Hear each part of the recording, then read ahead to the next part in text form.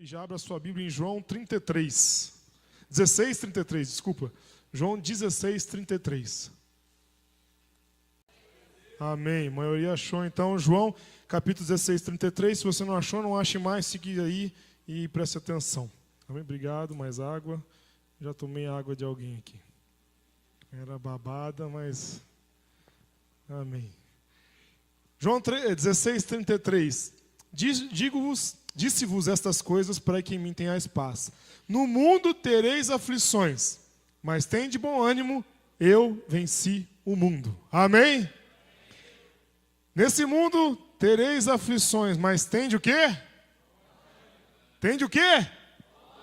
Vocês estão muito desanimados. Porque aqui vai bater bom ânimo.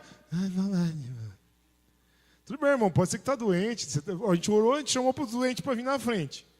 Alguém está com algum problema de garganta?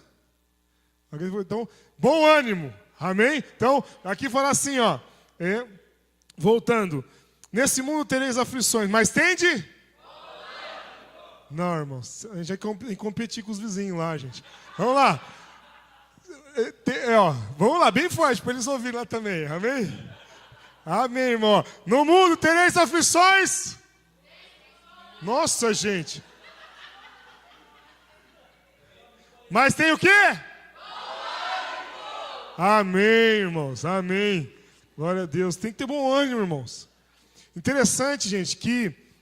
deixa meu microfone alto, tá, irmão? Não baixa, não. Quando você abaixa o retorno, mas não abaixa a frente, não. O pessoal tem que ouvir a voz. Amém? Senão, não dá. Irmãos, olha, aqui, interessante dessa palavra é que muitas vezes a gente sempre fala sobre esse versículo. Sempre fala. Mas esse versículo é uma introdução no que eu quero falar. Porque aqui a palavra de Deus está dizendo assim... Neste mundo tereis aflições. Alguém aqui não passa por aflições, não passa por problemas, levante a sua mão que eu quero te conhecer, quero te visitar, quero ver o que você faz na sua casa para não ter esses problemas. Amém? Todo mundo tem aflições, todo mundo tem problemas. Mesmo os pequenos também têm problemas, porque às vezes os problemas são os pais, que não fazem aquilo que eles querem, né? Aquela coisa. Não, naquele momento é um problema, mas para eles é um problema, mas às vezes a gente vê que não é um problema, né? Mas todos nós passamos por aflições. Mas interessante que ele fala assim, de bom ânimo. Ele podia ter falado assim, mas tenha fé, mas tenha amor, mas tenha... Ele fala bom ânimo. Por quê?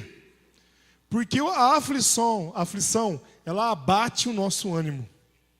O problema, ele desanima, não é?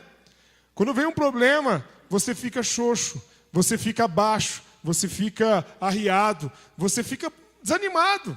Você não quer fazer nada, porque você está sem ânimo. Por isso Jesus falou assim, tende bom ânimo. Nós precisamos ter ânimo no Senhor, porque Ele já venceu o mundo. Amém? Todos os problemas desse mundo que você tem, Jesus já venceu. Interessante que Ele fala para a gente ter bom ânimo, então acredite nisso. Tenha ânimo no Senhor, porque isso que você está passando, né? Com certeza Jesus já venceu. Amém? Amém. Então vamos para casa, acabou a palavra. Só isso já estava bom já, né? Mas eu tenho mais umas coisinhas para falar para vocês. Existem coisas que vão afetar nosso ânimo, como eu falei para vocês. Todos nós passamos por problemas, mas a maneira como nós reagimos ao problema, que é o que eu quero focar nessa noite. Problemas todos temos, mas a maneira como você reage ao problema vai interferir totalmente no seu ânimo. Vai interferir totalmente no que você está fazendo. Vai interferir no seu trabalho, vai interferir na sua casa, vai interferir no seu relacionamento, vai interferir na sua escola, em todo lugar onde você for. A maneira como a gente reage a esses problemas. Aqui nós podemos incluir que guerras entre nós, entre as pessoas, vamos dizer assim, problemas de relacionamento, problemas no trabalho, tudo quanto é problema, qualquer tipo de aflição, qualquer coisa que sai do normal, que pode tirar a sua paz, o seu ânimo, nós estamos nos referindo aqui nessa passagem. Então, a grande diferença entre um vencedor e um derrotado, se você for ver, é como ele reage àquela guerra. Como ele reage a um problema. Se você observar, tem jogadores que se abatem dentro do campo, numa época de Copa do Mundo, né? O time foi lá, tomou 1, 2 gols, de repente os jogadores começam a se abater, de repente, gente, isso aí vira uma goleada. Agora tem jogador que às vezes consegue ter um bom ânimo mesmo no momento da aflição. E aí esse jogador inflama os outros. E é por isso que é necessário estar junto. Imagina que de repente todo mundo, um time quando começa a ficar batido e todos os jogadores começam a se dispersar perante o campo, tá? Ou vamos supor que de repente, normalmente acontece mais isso, né? O time está ganhando de 4-0. De repente o outro time vai lá e empata, 4-4 nos 40 do segundo tempo, e tem prorrogação. Quem está mais animado? O time que fez os 4 no final, né? O outro time que tomou os 4, tá empatado o jogo, mas quem está com mais ânimo? Aquele que veio, né, da derrota, aquele que estava perdendo tudo e conseguiu virar aquele placar praticamente. E na hora que vai para a prorrogação, meu filho, aquele time provavelmente vai ganhar. Muito difícil não ganhar, porque eles estão animados. Agora o outro time pode ver que provavelmente os jogadores já não estão se falando muito. Naquele intervalo para a prorrogação, se o líder não se levantar e falar algumas coisas para os jogadores, o pessoal de repente está todo mundo espalhado, de repente o outro time lá está tudo reunido, pegando fogo. Por isso é importante estar junto com os irmãos, né? A igreja do Senhor está unida também, porque nós vamos colocar fogo uns nos outros e animar uns aos outros. Sozinho é mais difícil. A palavra do Senhor fala sobre isso. Então esteja junto com os seus irmãos. Amém? Vira para quem está do seu lado e fala assim: não suma, você é importante. Amém? Então, a grande diferença, como eu falei, é a maneira como nós vamos lidar com o fracasso. Fracasso todos nós vamos ter. Tem momentos na sua vida que você vai perder. Todo time perde, tá? Nenhum time é invencível. O melhor jogador do mundo, o Pelé, perdeu muitas vezes. Né? No basquete, que é a minha área mais, uma vez eu vi interessante, tinha uma frase do Jordan, num livro dele, né? O Michael Jordan, quem não conhece, é considerado o maior jogador de basquete de todos os tempos. E ele mostrava assim: errei, tinha uns cálculos, eu não lembro agora, por exemplo, 150 mil e poucos arremessos na minha vida. Né? Mas isso me fez, né, aprender a como acertar os outros tantos mil e ser campeão tantas vezes. Né? Ou seja, com os erros ele foi aprendendo. Se ele não tivesse errado, né, tem jogadores que são muito famosos e erraram mais. O Kobe Bryant, que é um outro jogador famoso, errou mais do que acertou. Ele é um cara que super famoso, é considerado o cara que mais errou arremessos na história da NBA. É o que mais errou arremessos, mas também foi um dos mais campeões. Faz parte, ele errou bastante. Agora, como a gente vai lidar com esses confrontos, com essas guerras e com esses problemas que vai fazer a gente ser um vencedor ou não? E é isso que eu quero focar aqui com você. Eu vou mostrar para vocês, primeiramente, 3 formas de confronto na nossa vida. 3 formas de luta que nós vamos passar. Tá? Lógico que existem diversas, tá, gente? Aqui eu estou focando só nesses 3, porque eu lembrei sobre isso e eu queria meditar com os irmãos. Primeira coisa, você vai passar confrontos, problemas, ou às vezes confrontos com você, pessoas que vão chamar a sua atenção, né, de 3 formas diferentes. Com pessoas, tá? Com instituições e com Deus. Se você observar, pessoas. Primeiro ponto, pessoas. Seu pai, sua mãe podem confrontar você. Você pode ter problema com seus pais. Você pode ter problema com namorada, com marido, esposa. Né? Você pode ter problema com tio, tia, sogra, né? Problema com a sogra. E aí você pode ter um problema com o diretor da escola. Você pode ter um problema com o seu chefe. Você pode ter um problema com o guarda de trânsito. Você pode ter um problema com o pastor. Né? Você pode ter um confronto, de repente o pastor chega e chama a tua atenção em alguma coisa. Você pode ter um problema com o seu líder de célula. Você pode ter um problema, que mais? Com o seu vizinho da sua casa lá, abençoado. Né? Você pode estar tendo um problema com várias pessoas, amigos, inimigos. São pessoas, tá? Que muitas vezes não vão ter problema. Nós vamos ter problema também com instituições. Às vezes não é uma pessoa em si, mas é uma pessoa jurídica, vamos dizer assim. Né? Você pode ter um problema, por exemplo, com uma empresa que está cobrando na sua casa um empréstimo. Você pode ter um problema, de repente, com uma empresa tipo de energia, de água, de luz, de celular. Não é? Às vezes não está tendo um problema com uma pessoa física, mas está tendo um confronto na sua vida, né? Por algum motivo. Com o governo, você tem que pagar imposto, não tem? A gente tem que pagar IPTU, tem que pagar IPVA, você quer ter o carro. Se você não pagar essas coisas, você vai ter que começar a ter uma luta na sua vida. Querendo ou não, vai de repente ter um débito com a receita. De repente cria-se uma conta a ser paga. É uma coisa que vai estar lutando com você, confrontando você dia a dia, né, enquanto você não acerta isso. Tá? Banco também. E agora também tem o confronto com Deus. Tem a luta com o Senhor. Que muitas vezes Deus, através da própria palavra dele, chama a sua atenção e você fala, não. Ou se esmaga. De repente uma palavra e vem igual um caminhão, atropela você. Deus usando a vida de alguém para falar com você, ou a própria Bíblia, você lendo a palavra de Deus, ela dá uns tapas na sua cara e você fala assim, eu estou errado. Uns confrontos assim, de cara com Deus.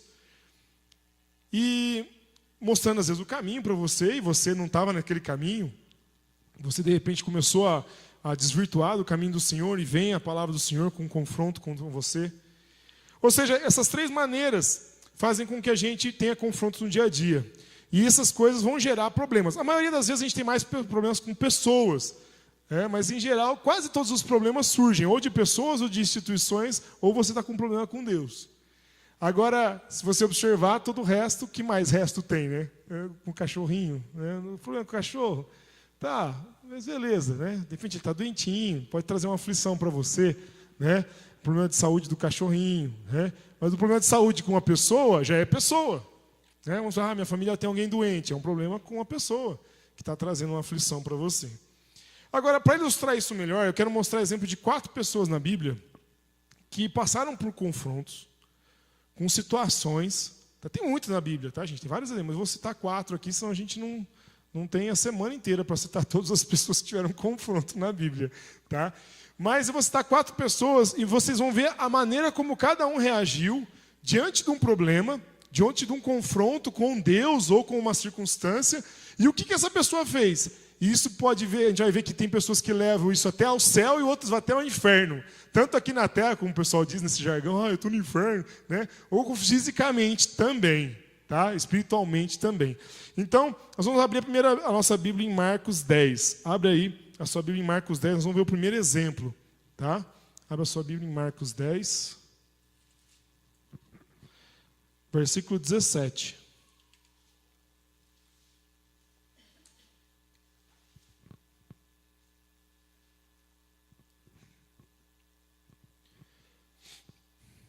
Aqui é um trecho da história onde fala sobre um jovem rico que veio e conversou com Jesus. Daí 17 diz assim: pondo-se Jesus a caminho, correu para ele um homem, que ajoelhando-se perguntou-lhe: bom mestre, que farei para herdar a vida eterna? Respondeu-lhe Jesus: por que me chamas bom? Ninguém é bom senão um só, que é Deus. Sabes os mandamentos? Não adulterarás, não matarás, não furtarás, não dirás falso testemunho, não defraudarás a ninguém, honra teu pai e a tua mãe. Ele respondeu: mestre, tudo isso tenho guardado desde a minha mocidade. Jesus, olhando para ele, o amou e disse: falta-te uma coisa. Vai, vende tudo o que tem, dá aos pobres e terás um tesouro no céu. Então vem e segue-me. Mas ele, contrariado com esta palavra, retirou-se triste, porque possuía muitas propriedades. Então Jesus, olhando ao redor, disse aos seus discípulos: quão dificilmente entrarão no reino de Deus os que têm riquezas. Irmãos, olha só que interessante. Esse é o primeiro caso aqui. Vou citar o jovem rico. Esse garoto, esse homem, ele chega para Jesus, está guardando todos os mandamentos, gente. Talvez eu e você não estejamos nem fazendo da maneira como esse homem estava fazendo. A gente tem que tomar muito cuidado de ser hipócrita, tá, gente?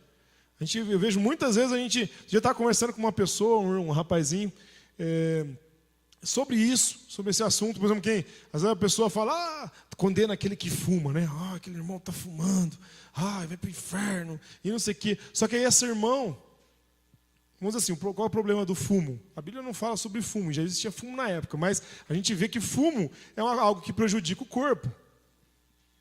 Correto? Nosso corpo é templo do Espírito Santo, devemos cuidar do nosso corpo, mas aí a gente pode até falar sobre isso com a pessoa, mas aí a pessoa está lá condenando o irmãozinho que fuma, mas ele está com colesterol alto, está com triglicérides alto, está comendo um monte de porcaria, está enorme e não muda a sua vida e está falando mal do outro irmão.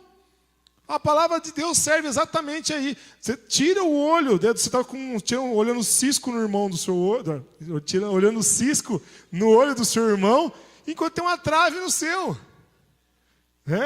Você está lá olhando para o outro, mas você está cheio de problema. E às vezes igual ou até pior. E está lá falando mal do irmãozinho. Ou seja, a gente não pode ser hipócrita. Amém? Nada de hipocrisia, tem que assumir os nossos erros. Nós erramos, nós muitas vezes falhamos. Então não adianta também ficar apontando o dedo para os outros. E aí vem aqui, E ele fala assim, vai lá, vende todas as suas coisas, seus bens, que ele era muito rico, dá aos pobres e me segue. E aí fala aqui a palavra de Deus, tá? No versículo 22, fala assim, mas ele, contrariado com esta palavra, retirou-se triste, porque possuía muitas propriedades. Ou seja, o que acontece com ele? A Bíblia fala que ele se entristeceu por ter muitas posses, né? Ele ficou triste, ficou abatido, ficou desanimado, como a gente falou no início, bateu um desânimo nele, tá? E um problema ali, ele ficou quieto e se afastou. Ou seja, irmãos, analise isso. Quantas vezes já aconteceu isso na sua vida, ou na minha? Que nós vemos um confronto, tem pessoas que reagem desse jeito. Vem um confronto, vem uma palavra do Senhor, ou vem um amigo seu chefe, como eu falei lá, qualquer um daqueles casos, que em vez de a gente tentar resolver o problema, a gente se cala, se fecha e se afasta. Às vezes você se cala, se fecha e se afasta. Se afasta de repente daquela pessoa, se afasta daquele chefe, já para não vou ficar nem perto dele. A pessoa está passando na rua, você troca de calçada. Por quê? Porque você não quer ter mais um confronto, você não quer passar perto daquela pessoa, você foi confrontado em algo. E de repente você se cala e se fecha e você se afasta, como esse jovem fez. O Senhor falou com ele, deu uma palavra a ele, e ele ficou quieto, ele se afastou, ele se entristeceu, mas se afastou. Ele poderia ter mudado o rumo da história dele, ele poderia ser um dos discípulos que a Bíblia poderia falar dele. Um homem que largou tudo pelo Senhor. Mas ao mesmo tempo a gente vê o oposto. Aqui ele ficou com um exemplo, um homem que guardava todas as leis do Senhor, mas um homem que ficou com um exemplo negativo na Bíblia, por causa de uma decisão de não obedecer ao Senhor. E sim, porque ele tinha muitos bens, ele se entristeceu, ele ficou abatido por aquele confronto. Ou seja, pode ser que você reaja dessa maneira. Tem pessoas que às vezes brigam, pais e filhos, ficam semanas sem se falar. Marido e mulher que estão debaixo do mesmo teto, mas não se falam. Ou ficam uma semana sem se falar, meses sem se falar. Pessoas que brigam, namorados, amigos, você com o seu chefe, você com o seu pastor, você com o seu líder de célula, de repente ele chamou a sua atenção em alguma coisa, você não gostou, você vira a cara, se afasta, fecha a boca, fecha a cara e se afasta dele. Não é isso que a palavra do Senhor orienta a gente a fazer, né? Ela orienta a gente a se acertar com o nosso irmão. Ela orienta a gente a pedir perdão, se arrepender, se há falhas, que haja um acerto. Amém? Que haja um acerto na sua vida. Se você está chateado com alguém, eu quero que você saia daqui pensando, eu preciso me acertar com essa pessoa. Amém? Pense nisso, irmão. Pense nisso. Você precisa se acertar com aquela pessoa. Não sei o que aconteceu na sua vida, mas se tem alguém, você está chateado com um pastor, com um líder de célula, com a sua esposa, com o seu marido, com o seu amigo, com o seu pai, com a sua mãe, com o irmão ou irmã, você precisa se acertar. Amém? Amém. Irmãos, esse é um caso que esse jovem rico ele faz. Ele se afasta, tá bom? Segundo exemplo, vamos abrir em Mateus 26. Volta um pouquinho na Bíblia. Vamos lá para Mateus, capítulo 26. Você vai ler o versículo 14.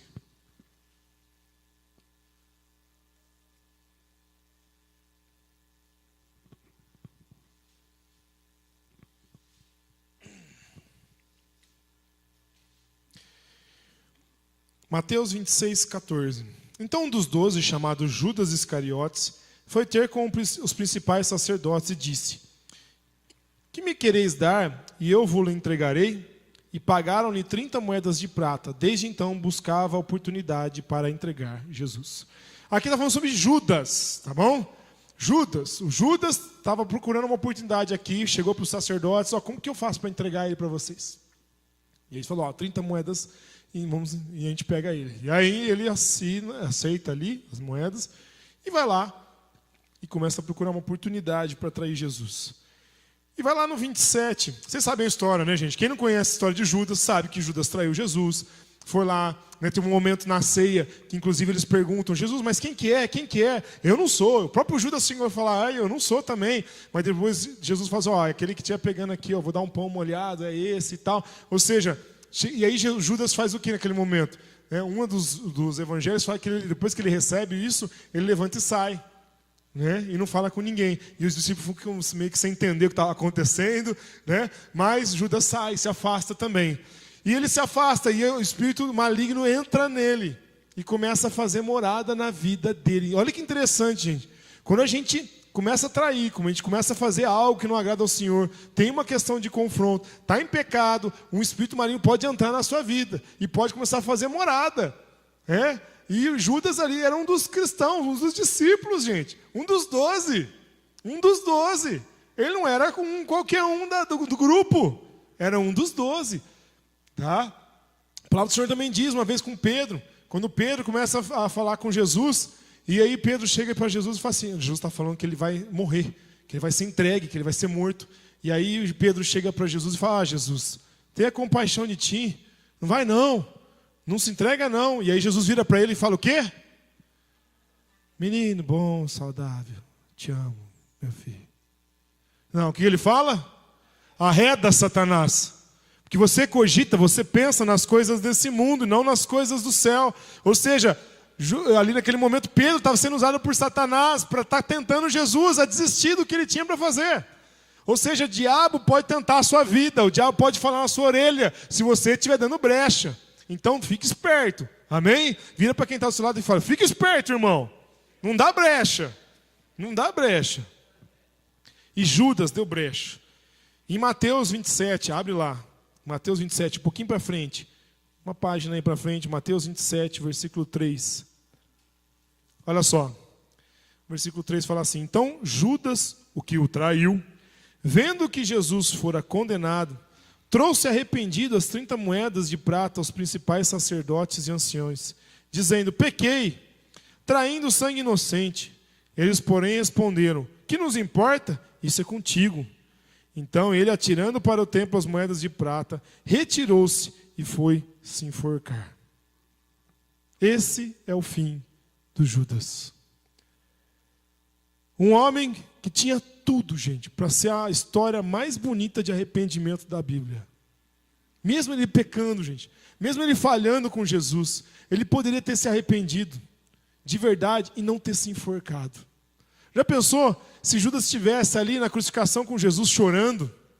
Já pensou se ele tivesse sido entregue também por aqueles sacerdotes, mesmo que ele também fosse crucificado ou morto com Jesus?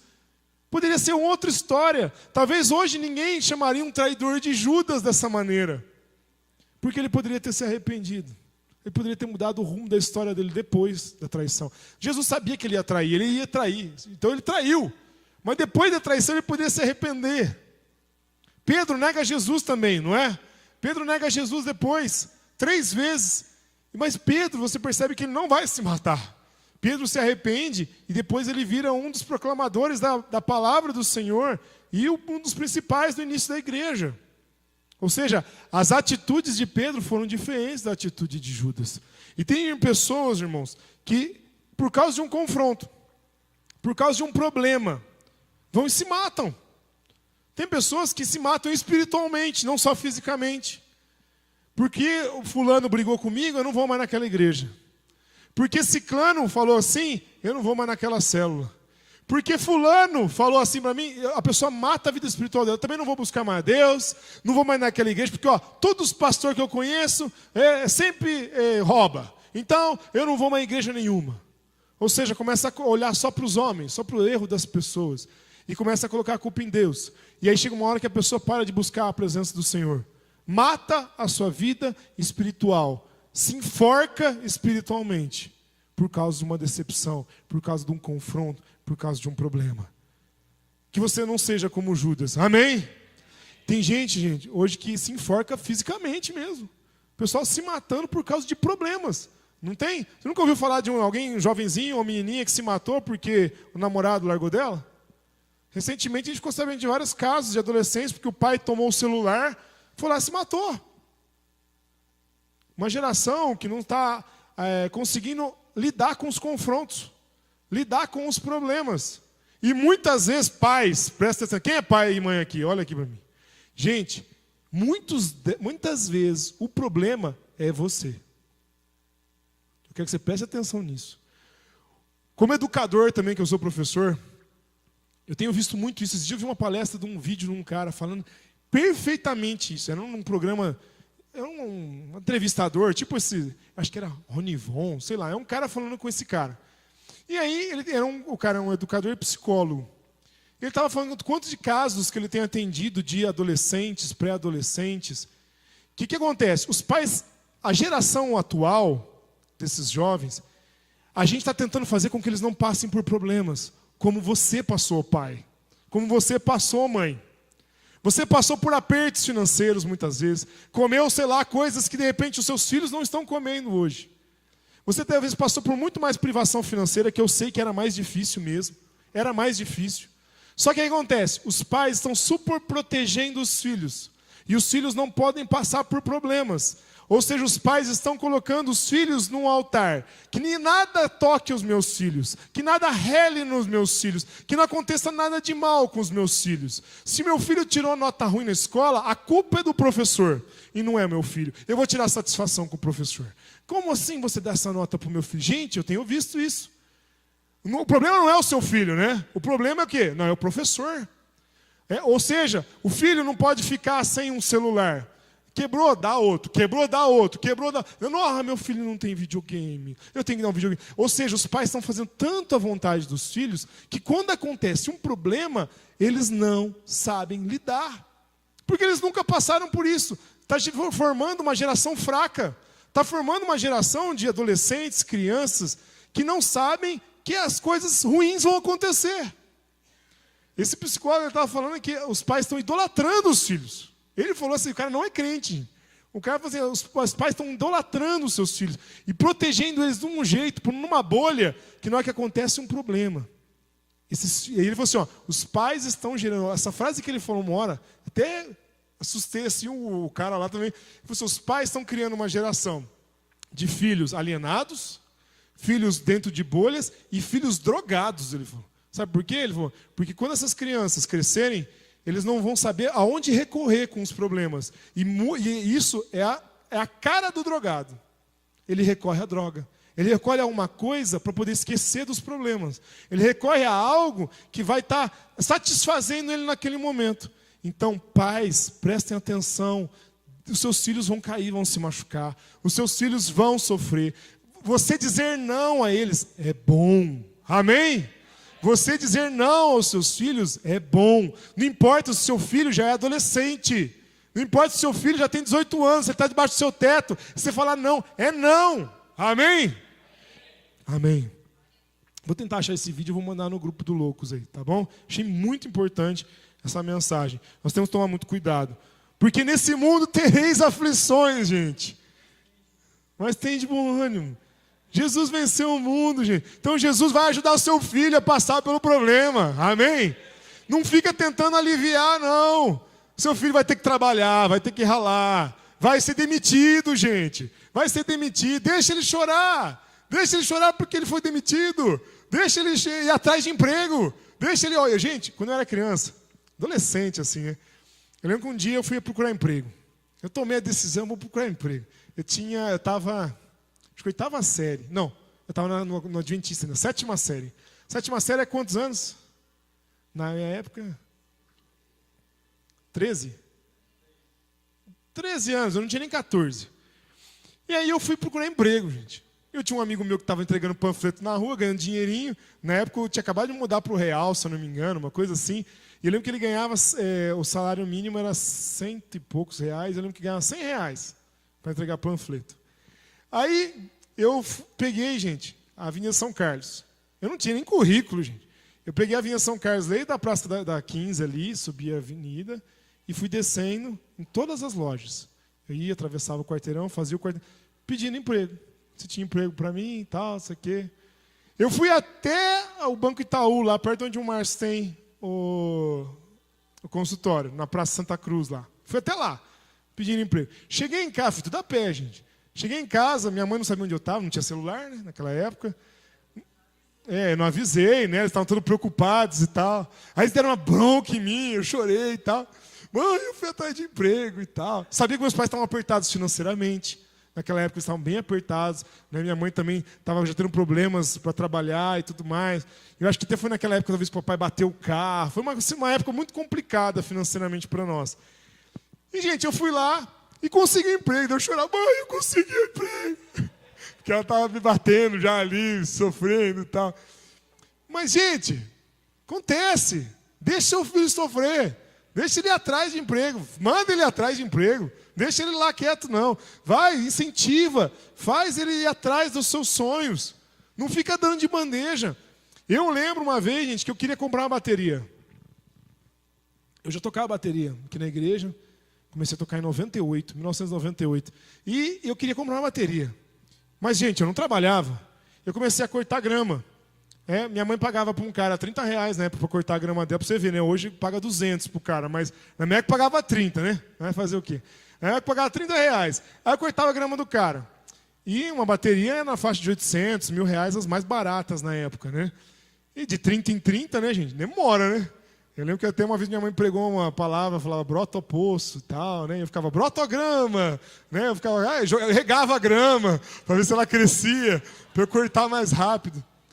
Mais uma vez, gente, eu peguei o carro do meu pai, eu já tinha 18 anos. Eu já tinha 18 anos aí. E eu bati o carro do meu pai.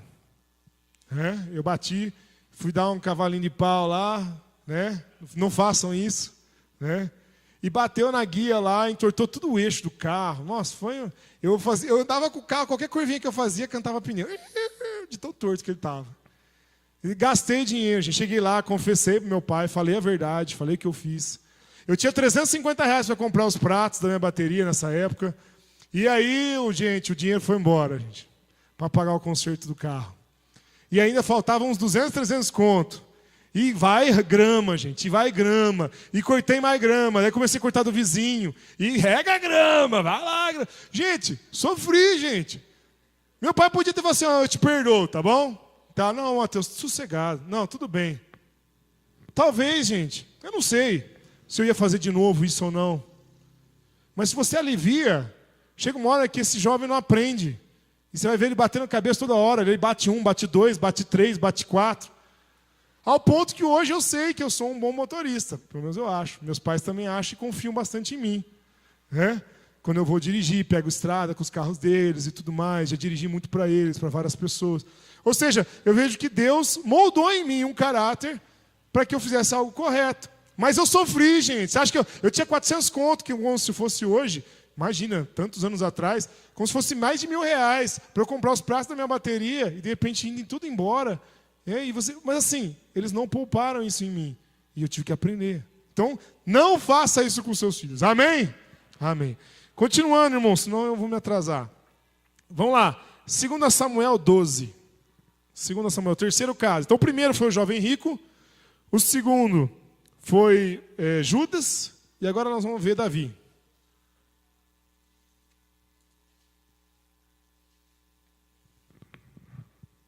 Segundo Samuel, segundo livro, né, de Samuel, o capítulo é o 12.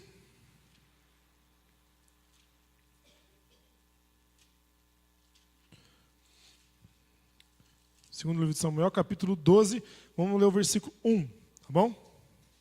Quem não lembra, Davi, ele era rei, né, de Israel, batalhador, tinha ganhado diversas guerras, mas teve um momento na vida dele que ele deu uma mancada incrível. Davi, um dia estava lá, era para ter ido para a guerra e não foi. Ficou no palácio do deserto, no palácio lá, e de repente ele olhou da sacada e viu uma dona pelada lá embaixo. E ele olhou a dona pelada e falou assim, gostei dela, tal, quero ela. E aí chamou a dona pelada para subir, e aí ele foi lá e aí engravidou a moça. E descobriu também que a moça tinha marido, que era um dos soldados dele. Quem que ele era? Urias. Urias era soldado, um dos valentes de Davi. E aí Davi faz o quê? Põe ele na frente de batalha, manda ele para frente para ele morrer rápido. Dá um jeito, inclusive tenta dar uma sacaneada primeiro, manda ele voltar da guerra. Vai lá, se deita com essa mulher e tal. Ele, não, meus amigos estão lá na batalha, eu não vou deitar com a minha mulher. Ficou lá na frente do palácio, não queria entrar, não entrou em casa. No final ele teve que pôr ele na frente de batalha e matou Urias. Davi matou ele. E aí, Davi estava a esposa dele lá, no caso da Betseba, estava grávida. Virou esposa dele lá. E aí vem o profeta Natan e vai dar uma confrontada no Davi. Vamos ver lá. Versículo 1 do capítulo 12. O Senhor enviou Natan a Davi. Entrando ele a ter com Davi, disse-lhe: havia na cidade 2 homens, um rico e outro pobre. O rico tinha ovelhas e gado em grande número, mas o pobre não tinha coisa nenhuma, senão uma pequena cordeira que comprara e que criara, e que em sua casa crescera, junto com seus filhos. De bocado comia, do seu copo bebia, e dormia em seu regaço. Ele a tinha como filha. Chegando um viajante ao homem rico, não quis este tomar das suas ovelhas e do gado para dar a comer ao viajante que viera a ele. Em vez disso, tomou a cordeira do pobre e o preparou para o homem que havia chegado.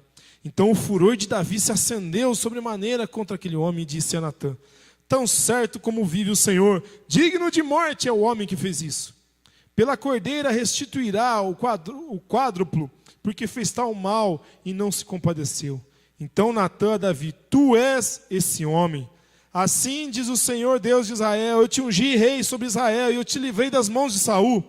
Deite a casa do Senhor e do teu Senhor e as mulheres do teu Senhor em teus braços. Também te dei a casa de Israel e de Judá, e se isso fosse pouco, te acrescentaria muito mais. Porque desprezaste a palavra do Senhor, fazendo mal diante dos seus olhos? A Urias, o Heteu, mataste a espada, e a sua mulher tomaste por tua mulher. A ele mataste com a espada dos filhos de Amon. Agora, portanto, a espada jamais se apartará da tua casa, porque me desprezaste e tomaste a mulher de Urias, o Heteu, para ser tua mulher.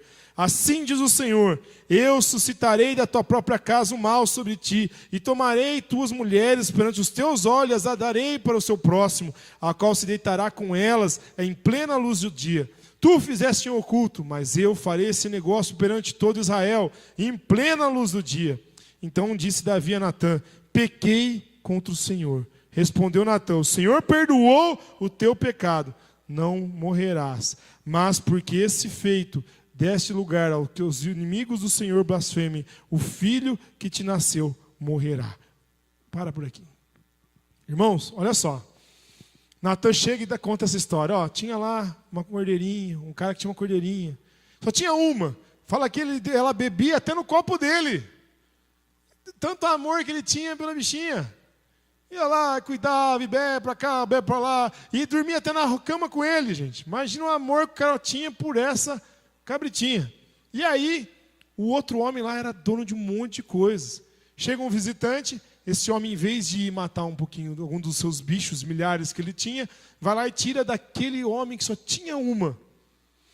Mata e prepara para aquele homem. E aí Davi abriu os olhos dele e falou assim: não, esse cara deve morrer. E aí Natã fala o que para ele? Esse homem é você. Irmãos, é um confronto na lata, na cara. Ele como se chegasse na sua vida, na minha, e de repente você, ó, tá vendo isso, isso, isso? É você. Preste atenção. Você está errado. Você está pecando. Você está falhando. Você precisa se converter, Davi. Você precisa se converter, fulano. É como se Deus olhasse para você e para mim e falasse: ô, acorda, você que está errado. Nós precisamos acordar, gente, que muitas vezes nós estamos errados e precisamos nos arrepender. Amém? E às vezes a gente precisa desse confronto. Só que se você reagir, depende de como você reage, como eu estou falando. Se você reagir como o jovem rico, Davi poderia ter falado assim: tá bom, Natã. Beleza. Virasse as costas e saía. Se Davi fosse assim, ele teria saído. Se Davi fosse como Judas, talvez tivesse ido se matar. Se Davi fosse talvez como um cara mais nervoso, alguém muito temperamental, mandava matar Natã. Não é? Tá falando mal contra mim? Então, eu que sou o rei aqui, rapaz. Você vai morrer. E mandava matar o profeta do Senhor. Já pensou se nós tivéssemos esse poder de eliminar todas aquelas pessoas que falam mal de você? Se você tivesse o poder, né, de eliminar todas as pessoas que fofocam de você, ou que você teve um confronto? Que eu queria que morresse também. Assim como chega um momento, os discípulos chegam para Jesus e falam: Senhor, quer que desce fogo do céu e mate esse pessoal? Muitos de nós às vezes queria isso, né? Um poderzinho desse de vez em quando. Ô Senhor, me dá 5 minutos aqui para eu queimar esse filho de capeta aqui. Ei, está me atrapalhando a minha vida. Não podemos ser assim, irmãos. Amém? Nós precisamos buscar no Senhor. Davi se arrependeu. Ele tomou um choque, tomou o confronto. E aí a decisão dele se arrependeu. E isso é o mais importante. Ponto. Quando nós temos um confronto ou um problema que nós precisamos resolver. Talvez você tenha um problema com pessoas, como esses casos que eu estou dando. Talvez você tenha um problema com uma instituição, como eu falei. Talvez você esteja devendo para uma instituição. Se arrependa, acerte a sua vida com essa instituição. Talvez você tenha um problema com Deus. Você está mal com Deus, na sua vida espiritual está uma caca. Você pode também se arrepender perante o Senhor. Amém? Então você pode se arrepender perante uma pessoa, você pode ir lá se acertar com essa pessoa, você pode se acertar com essa instituição, como eu falei, e se acertar com Deus. É o caminho, gente, esse é o caminho. Então o exemplo de Davi, por isso que a palavra do Senhor diz que ele é o homem segundo o coração de Deus, porque ele se arrepende. Amém? Você quer ser um homem e uma mulher segundo o coração do Senhor? Amém. Alguns querem. Amém. Mas você quer então ser um homem e uma mulher com o coração, como o Senhor quer? Amém? Amém, irmão? Compete lá, irmão. Amém? Amém. Glória a Deus. Amém, irmãos. Gente, nós temos que ser pessoas que se arrependem. Não podemos ser pessoas que se calam, que se afastam da presença do Senhor com medo, que se afasta dos irmãos, que se afasta da igreja, que se afasta de todo mundo, porque teve um confronto. Nós temos que se aproximar e se acertar. Amém? No nome de Jesus. Zaqueu, gente. Agora é o exemplo de Zaqueu. Como eu gosto dessa história, gente. Lucas 19, 1 a 10. É o último exemplo, para a gente acabar. Zaqueu 19. Zaqueu 19. Lucas 19. Criando livros aqui, gente. Lucas 19. Olha lá, Mateus, Marcos, Lucas 19.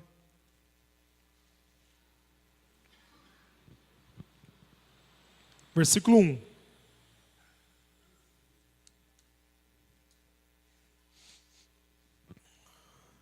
Lucas 19, versículo 1. Tendo Jesus entrado em Jericó, ia passando. Havia ali um homem chamado Zaqueu, que era chefe dos cobradores de impostos e era rico. Estava procurando ver quem era Jesus, mas não podia por causa da multidão, porque era de pequena estatura. Zaqueu era baixinho. Então, correndo diante, subiu um sicômoro para vê-lo, já que havia de passar por ali. Quando Jesus chegou àquele lugar, olhou para cima e disse: Zaqueu, desce depressa. Hoje me convém pousar em sua casa. Apressando-se, desceu e recebeu com alegria. Todos que viram isso murmuravam, dizendo que entrara para ser hóspede de um pecador. Já pensou nisso? Olha lá, esse Jesus, hein? Se for de verdade, esse Jesus, com certeza ele era profeta, ele ia saber que esse cara aí não presta. Pelo visto, Jesus não manja muito das visões. Jesus não manda muito dos negócios, não. Não manja, não. E aí, o 6, não, 6 não, estamos... 7, 8. Mas Zaqueu levantou-se e disse ao Senhor: Senhor, olha, eu dou aos pobres metade dos meus bens, e se em alguma coisa defraudei alguém, o restituo quadruplicado. Disse o Senhor Jesus: hoje veio a salvação a esta casa, porque também este é filho de Abraão. Pois o Filho do Homem veio para buscar e salvar o que se havia ser perdido.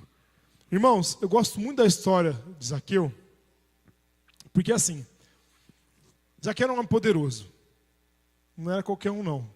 Zaqueu era um homem rico, publicano era o cara que cobrava impostos, esse pessoal sacaneava muitas vezes e pegava mais, tá?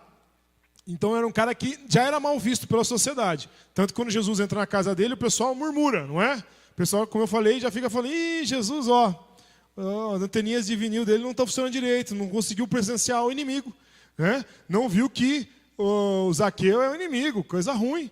Mas não, Jesus entra naquela casa, Jesus está ali com eles, não mostra na história se eles passaram quanto tempo ali, gente. Ele foi jantar lá, foi passar o dia, tá?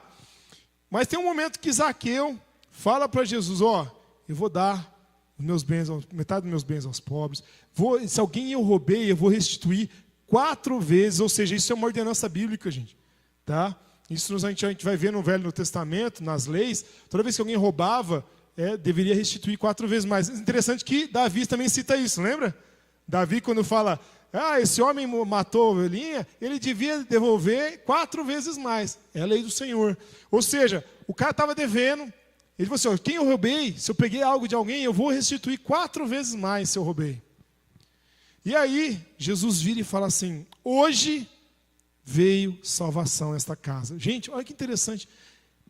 Depois que mostra a mudança de atitude de Zaqueu, que ele fala que entrou salvação. Tem uma versão que ainda fala assim, hoje entrou salvação nessa casa. Ou seja, enquanto Jesus já estava ali, Jesus já tinha entrado naquela casa. Não tinha? Jesus tinha entrado, Jesus estava ali, Jesus estava presente. Mas a salvação entrou quando aquele homem se arrependeu e mudou as suas atitudes. Amém? Ou seja, irmãos, é uma mentira que muitas vezes pairou sobre a igreja evangélica, que você, só por um dia, ter levantado da sua cadeira aí, e vindo à frente, e falar, aceitei Jesus, virou as suas costas, foi para a sua casa, e não mudou as suas atitudes, que você é salvo. Gente, é um engano. Criou-se uma teologia em cima disso, né? Isso, principalmente nos anos 80 e 90, principalmente, né? E isso ainda paira um pouco ainda nos nossos anos. Mas de que só porque um dia você levantou a mão, tomou uma frente lá, foi na frente, ou recebeu uma oração, ou repetiu uma oração, que você é salvo, que está tudo certo na sua vida, seus problemas acabaram. Não é assim, gente. Não é assim. A palavra do Senhor é muito clara quando Jesus fala que aquele que observa as minhas leis, guarda e obedece, esse é filho. Esse se torna filho. Ou seja, não basta só você crer que Jesus Cristo é filho de Deus. Lembra quando Jesus chega uma hora e fala assim, crê, não sei se foi Jesus agora, não estou lembrado. Crê que Jesus Cristo é o Filho de Deus? Faz muito bem. O diabo também crê e estremece. Não é? Como fala lá? Ele fala assim, oi? Tiago. Ou seja, o diabo também crê e estremece. O diabo também tem medo disso. Né? Não adianta só você acreditar que Jesus Cristo veio na terra. Não adianta você só acreditar que Jesus Cristo... Gente, você tem que ser filho. Filho obedece. Amém? A salvação entrou naquela casa a partir do momento que Zaqueu tomou a atitude de se arrepender e mudar as suas atitudes. Arrependimento, mudança de mente, mudança de comportamento. O comportamento de Zaqueu mudou, ele se arrependeu. Amém? Às vezes a gente também tem momentos, gente, que a gente vai chorar.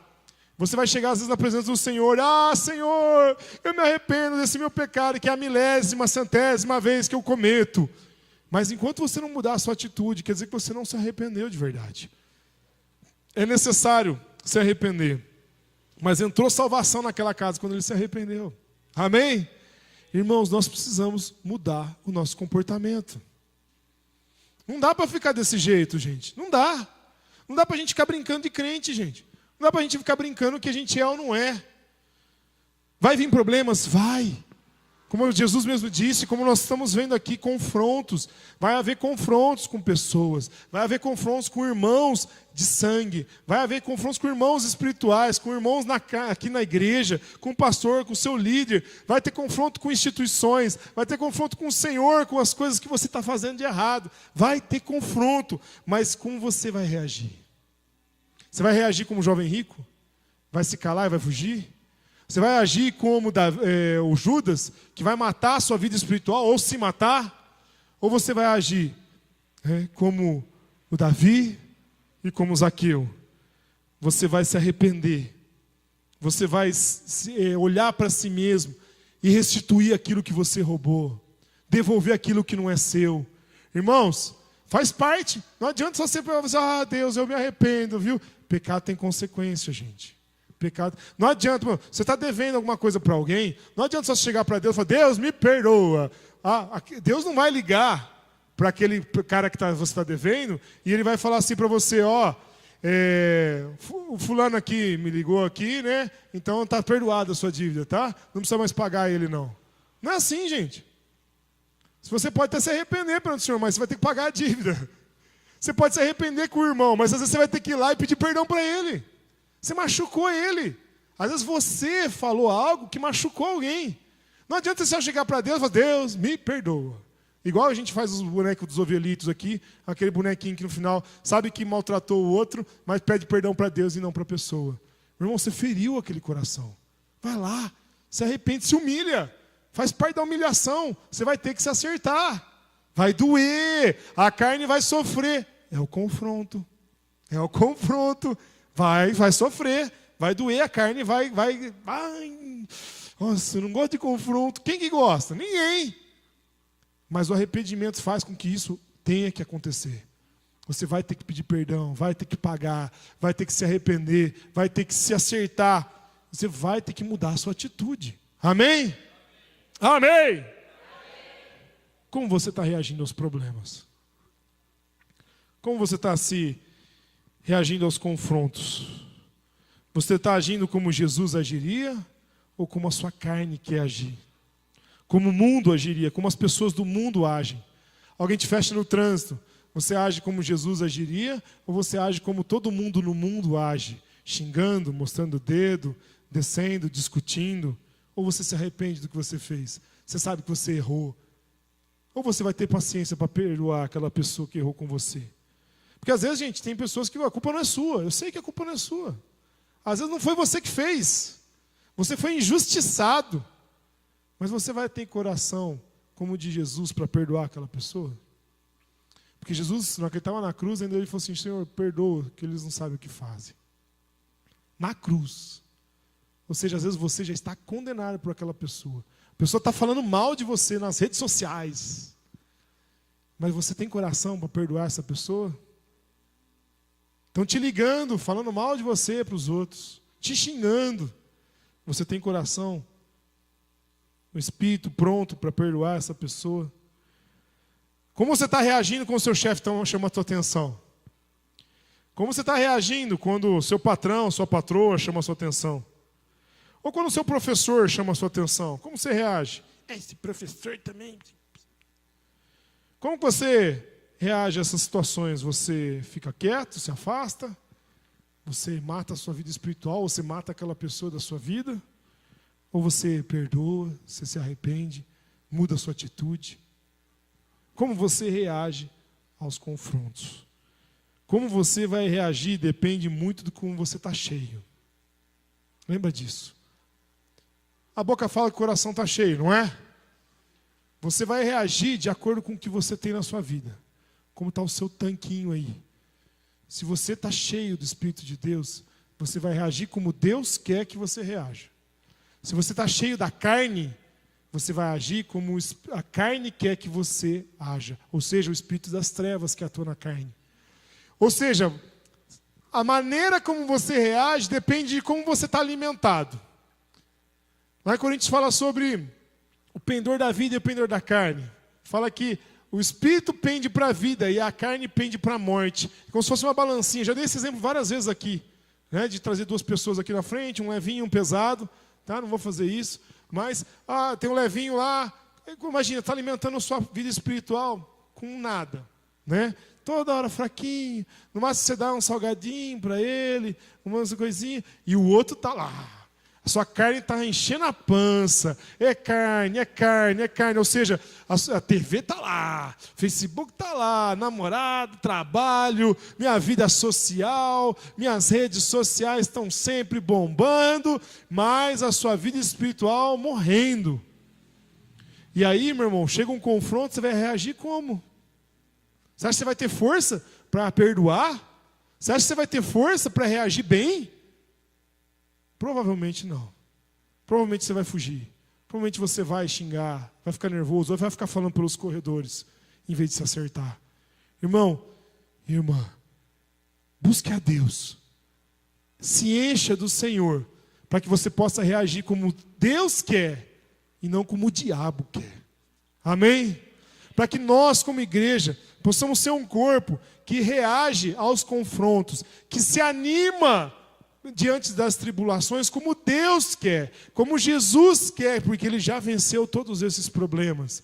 E não que a gente haja como a carne quer, o diabo quer que você olhe para tudo isso e vire as costas, que você não esteja nem aí com nada, que você não esteja nem aí com seu irmão, que você não esteja nem aí em pagar a sua dívida, que você não esteja nem aí com Deus. O diabo quer que você se lasque, vai embora, some, se mata. É isso que ele quer. Mas Deus, a palavra de Deus diz que Jesus Cristo veio para dar vida e vida em abundância. Amém? O Senhor quer que você viva. E para você viver, você tem que viver junto em bem com os seus irmãos. Amém? Gostaria que você fechasse seus olhos agora. E se você tem sentido no coração que você tem algum confronto na sua vida para resolver, você tem um confronto que você está passando, um problema, e você não está sabendo como lidar, ou até você sabe, mas você não está fazendo como deveria, ou você também quer forças para lidar, sabedoria para lidar com esse confronto, com esse problema, fique de pé no seu lugar e nós vamos orar. Amém? Se você tem qualquer problema, gente, qualquer situação, tem um confronto na sua vida e você fala, não, eu preciso ter sabedoria do Senhor para lidar com isso. Eu preciso me arrepender se você está errado. Eu preciso mudar porque minha vida está errada. Eu preciso mudar isso na minha vida. Ou eu preciso de sabedoria para lidar com essa situação. Para lidar com o filho, para lidar com o marido, para lidar com a esposa, para lidar com a situação, com o chefe, para lidar com o pastor com as ovelhas. Eu me incluo aqui. Para ter paciência com as ovelhas, para estar buscando a orientação do Espírito Santo, para estar lidando com as ovelhas. Que você possa agora nesse momento, nós vamos orar, mas que você pense assim como Zaqueu e Davi. Primeiro se arrependa, porque você tem que se arrepender do que você está fazendo de errado. Você tem que tomar uma decisão. Deus, eu errei, eu estou errado. Eu estou em dívida, eu estou pecando com aquele irmão, com aquela irmã, eu maltratei, eu fiz isso, eu fiz aquilo. Você precisa assumir primeiro a sua responsabilidade. Depois nós vamos orar por aqueles que nos feriram. E depois você vai também se acertar com o Senhor. Amém? Então abra sua boca agora, começa a falar com o Senhor, começa a dizer, Pai, eu pequei. Começa a dizer isso para o Senhor, Deus, eu errei. No nome de Jesus Cristo, Pai, limpa a minha vida. Pai, eu falhei. Mais uma vez eu pequei naquela mesma área. Oh Deus, eu pequei também com meu irmão, com minha irmã, com o marido, com a esposa. Não tenho sabido lidar com os confrontos. Eu me afasto, eu fico quieto, eu não converso, eu sumo. Eu estou matando a minha vida espiritual. Se você sabe isso, fala, Senhor, eu sei que eu estou fazendo isso. Eu sei que eu estou me afastando do Senhor. Eu sei que eu estou me afastando do meu pastor, da minha pastora, do meu líder. Eu sei que eu estou me afastando dos meus irmãos em Cristo. Por causa de um confronto, por causa de um problema, eu preciso me acertar, eu preciso me reunir, eu preciso estar próximo novamente. Se você tem se afastado, começa a falar com o Senhor, Deus, eu sei que eu fiz isso. Me perdoa, Pai. Me perdoa, Senhor, porque eu não soube lidar com o confronto. Eu quero ser cheio do Teu Espírito Santo, Senhor. Diga isso, Pai, eu quero ser cheio do Teu Espírito Santo, para que eu consiga lidar com esses confrontos. Pai, enche-nos, Pai. Precisamos, Pai, de Ti para lidar com os problemas. Precisamos de Ti para ter sabedoria, para lidar com todas as dificuldades. Pai, nós precisamos de Ti, Pai, porque sem Ti nada podemos fazer, nem perdoar, nem se Deus se arrepender. Por isso vem sobre nós, Pai, agora, no nome de Jesus, e trata o nosso coração, trata a nossa alma, trata cada um aqui, Pai, para que ele possa, Deus, esse homem, essa mulher, possa, Senhor Deus, obedecer ao Senhor incondicionalmente. Não importa se a carne quer se te afastar, não importa se o inimigo quer te afastar, você vai se aproximar daquela pessoa que foi magoada, você vai se aproximar daquela pessoa que você magoou ou que você está chateada, e que você se acerte no nome de Jesus Cristo. O fruto do Espírito é amor, paz, alegria, mansidão, domínio próprio, fidelidade. E essas coisas vão fazer com que eu e você, meu irmão, consigamos reagir bem aos confrontos. Mas se você não estiver cheio do Espírito, você vai agir segundo a carne. E você vai se afastar, você vai se matar, você vai matar a sua vida espiritual, você vai fofocar, você vai contaminar outros a fazer isso, você vai contaminar outros a se afastarem do Senhor. Não seja essa boca, não seja essa boca no nome de Jesus. Seja uma boca que aproxima da igreja, seja uma boca que aproxime esse irmão e as irmãs da palavra do Senhor. No nome de Jesus, no nome de Jesus. Pai, no nome de Jesus, tem misericórdia de nós. que possamos ser um contigo, Pai, e que teu Espírito Santo age em nós, possamos aprender a lidar com todos os problemas, Pai, no nome de Jesus. Repita comigo, fala: Senhor Jesus, me orienta, me dá sabedoria, me perdoa, Pai, porque eu errei, eu sou falho, me limpa, Senhor. Pai, me ajuda com esse problema, com esse confronto, que eu possa me acertar, no nome de Jesus. Limpa minha vida, purifica minha vida, arruma minha casa, no nome de Jesus. No nome de Jesus. Amém? Amém? O Senhor é poderoso para limpar a sua vida e mudar a sua história. Amém? Ele pode transformar você de um Judas em um Davi. Ele pode transformar você de um jovem rico que se afasta, de um Zaqueu que muda toda a atitude. Amém? Que você seja transformado pelo Espírito de Deus. Se aproxime mais, busque mais a palavra do Senhor, se encha mais, não se afaste da sua célula, não se afaste das pessoas que te amam, busque mais a presença do Senhor, se acerte. Sai daqui tomando uma atitude, gente. Não adianta eu pregar tudo que eu preguei aqui e você sair daqui e não mudar a atitude. Aí não, a história de Zaqueu não vai acontecer na sua vida. Vai ser só mais um que falou de boca, mas não aconteceu nada. Tem que mudar a atitude. Amém? Mude a sua atitude. Amém? Vira para quem está do seu lado, fala isso para ele também. Meu irmão, minha irmã, mude a sua atitude. No nome de Jesus. Amém? Pode se assentar.